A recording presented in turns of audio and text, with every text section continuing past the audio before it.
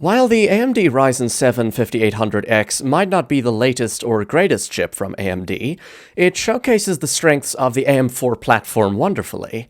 It's much cheaper than the newest generation of Intel and AMD chips, and it offers 8 cores, 16 threads, and a 4.7 GHz boost clock.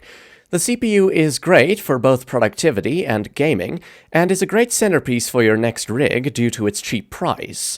In this video, I'll be putting this processor to good use.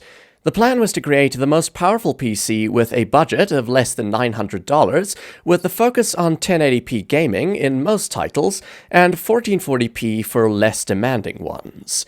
You can check all PC parts and prices in the description. So let's get started. So now, let's continue with the budget Ryzen 7 5800X build. The great thing about the Ryzen 7 5800X is that it's just as viable for budget gaming builds as for mid-range ones. I'm focusing on a budget-friendly configuration for this build that still packs a punch for 1080p and 1440p gaming. While we're cutting down the cost here, every component still brings excellent performance to the table. Considering the 5800X has plenty of cores and raw performance, it will perform beautifully at 1080p.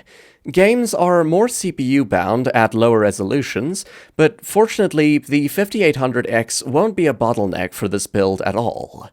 Asus's Prime series of motherboards is always a great option for budget builds, and this is why I picked out the Prime B550MA Wi-Fi 2. It's a micro ATX board, so there'll be some corners cut here. For example, it only has one PCIe by 16 slot and dual M2 slots. Most full-size ATX motherboards have doubled in both categories.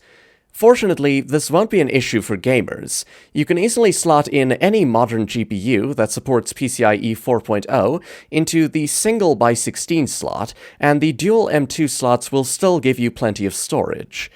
Considering one of the M2 slots is still PCIe 4.0, you're not losing a lot of performance here. Other than that, you get Wi-Fi 6, Bluetooth 5.2, USB 3.2 Gen 2 Type 2, and a stable 6+2 VRM configuration. For memory, I went with the Corsair Vengeance LPX 16GB DDR4 3200 kit. I recommend this kit because of its great timing, reliability, and cheap price. While 3600 MHz kits are the most optimal for Ryzen 5000, this kit is CL16 and still delivers more than enough performance for most games. It's cheaper, but that doesn't mean it's a bad performer. Squeezing in a high-performance SSD under a tight budget is tough, but the Kingston NV2 is a great choice. I chose this drive mainly because it supports PCIe 4.0 speeds on a budget, and the real-world performance is surprisingly great. It's quick enough for rapidly loading all of your favorite games. The write speeds are not that great, but for everyday use and gaming, it's more than fast enough. Cooling is a department that we don't have to skimp out on at all. Budget air coolers have gotten surprisingly capable over the past couple of years, and the Thermalright Peerless Assassin is proof of that. I chose this cooler because of its beefy dual-tower design, quiet operation, and outstanding performance. Seriously, this is a cooler that can handle more demanding CPUs than the 5800X. It's surprisingly capable for a budget air cooler. This one has two 120mm fans that move a lot of air while remaining relatively quiet. The Peerless Assassin is efficient enough to handle even moderate overclocking on the 5800X if you ever want to push it, and it's widely known as one of the best value coolers out there.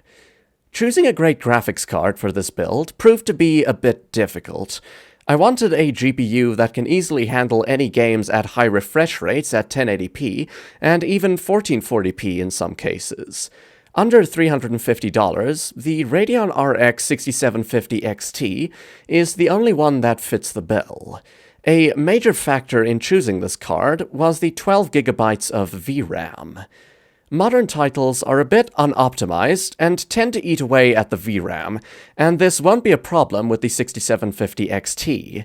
It outperforms the RTX 4060 in rasterization by around 10% and has an extra 4GB of VRAM. This translates to a high refresh rate 1080p experience, and you'll even be able to enjoy the latest titles at 1440p and 60 FPS in most cases. The specific variant I went with is the XFX Speedster QICK 319 6750 XT, and this is one seriously slick-looking card. It has some subtle lighting along the front, a stealthy black backplate, and a robust triple-fan design. The card looks as good as it performs, which is a win-win in a budget build.